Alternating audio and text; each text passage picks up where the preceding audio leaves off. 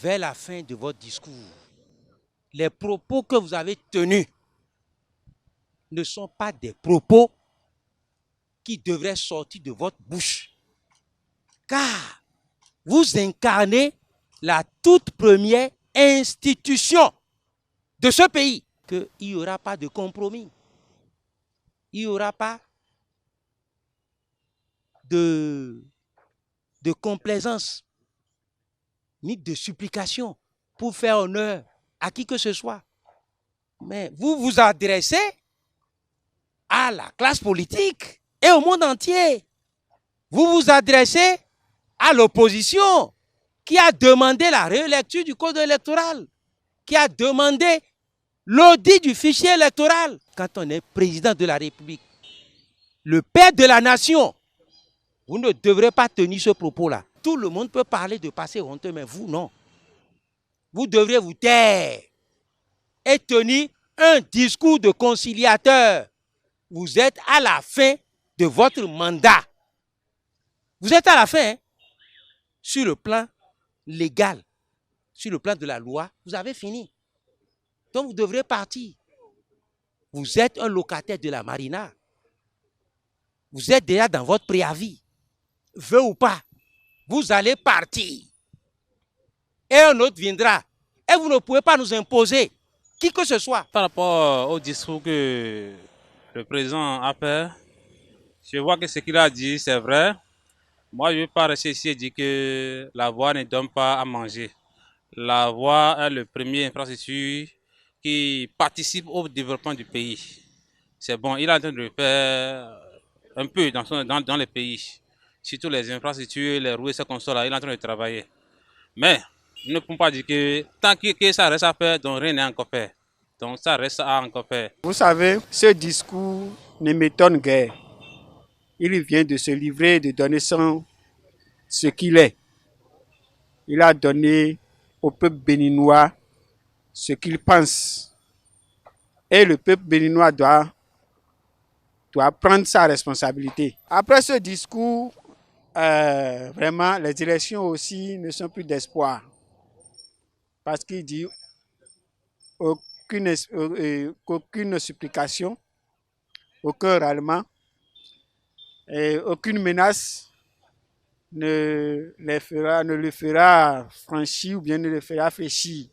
Et que lui, il ne voulait pas satisfaire une certaine consensus national. C'est des mots que, à les peser, vraiment, ça nous amène à penser autrement. Pour moi, ma part, on ne s'attend plus à rien de lui. C'est au peuple de prendre sa responsabilité pour changer le cours de la vie, de l'histoire. Toga mitan wa yi assemblée boy do ho. Ho ka do le ho le pozon. Ho do le ho ton le gege pozon. Je ne sais pas ce qui l'amène à évoluer au sens contraire. E va dire ho ago do di tan le me. Très souvent tout nous no wa toga mitan le ani ye fin mandat eton le ye so wa no pipe a. E ti ri ye yan de do président Sofine bo. Me yan lo bo kono le bo lo ye wono le bo ye na ha e do parler di nde do parler ye de parler fine mo bi e me bo. Ye so wa no pipe a. Togan le ni mandat eto fifo bo ye so wa no don de bo a. Nu e le do c'est que ho ye ga do le bi o egbo no ko ton gbe e pe wa mi ma blame mi le o c'est que koi togan yin si bo ja ho do gbe o ho wa sun tan ho e don ho ton le bi gble ho wa se bo sun tan ho na e don ho ton le bi gble. Franchement, ce que le président a dit le 20 passé, vraiment, ça m'a vraiment touché. Si moi, on me dit que de couper ma tête pour que il soit encore président encore en 2026, je vais le faire. Je vais dire de me couper la tête, quoi. Parce que c'est un bon président. Le chef d'État a essayé de passer en large chaque secteur et a reconnu, après la réduction de comptes passés par ses ministres, que réellement il y a eu un retour.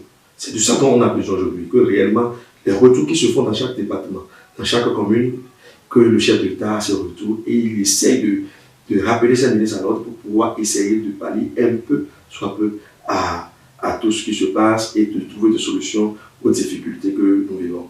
L'État reste l'État, et l'État reste l'État, il faut laisser, et la force reste à l'État. Le chef d'État n'a pas parlé de sa personne en lui, il a parlé de l'État.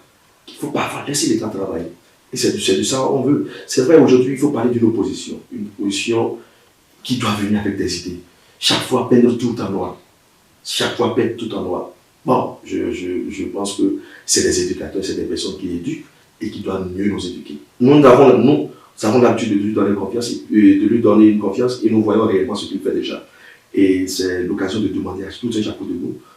On peut critiquer et aussi féliciter lorsqu'on voit que c'est bon.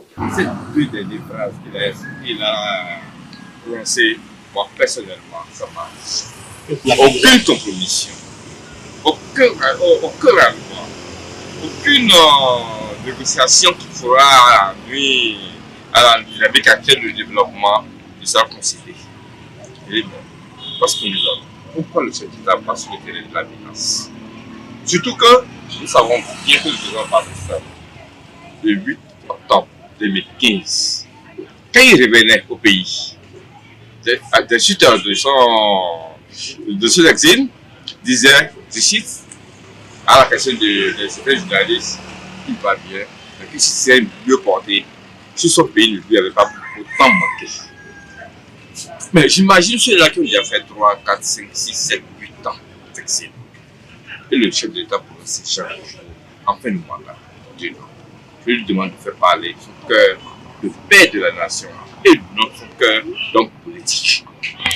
Au-delà de tout ce qu'il a dit, des efforts sont faits en matière de l'eau, des voies, des marchés. C'est bien, mais tout ça ne sera vraiment plus que s'il y a l'unité nationale.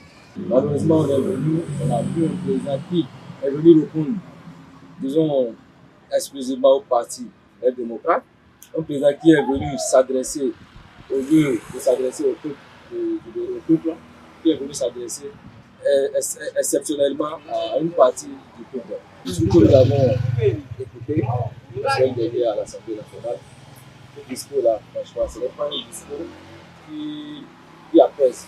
Ce n'est pas un discours qui, disons, rassure. C'est un discours qui nous lance dans un mirage. C'est un discours qui nous lance dans un horizon qui est vraiment incertain. Regardez un peu le tourisme par exemple. Mais les gens en parlent. Les gens en parlent. Alors le Bénin fait partie au moins des 10 premiers pays dans ce domaine-là où tout le monde cherche à connaître notre pays. Tout ça là, c'est la plus-value. C'est ce qu'il nous faut.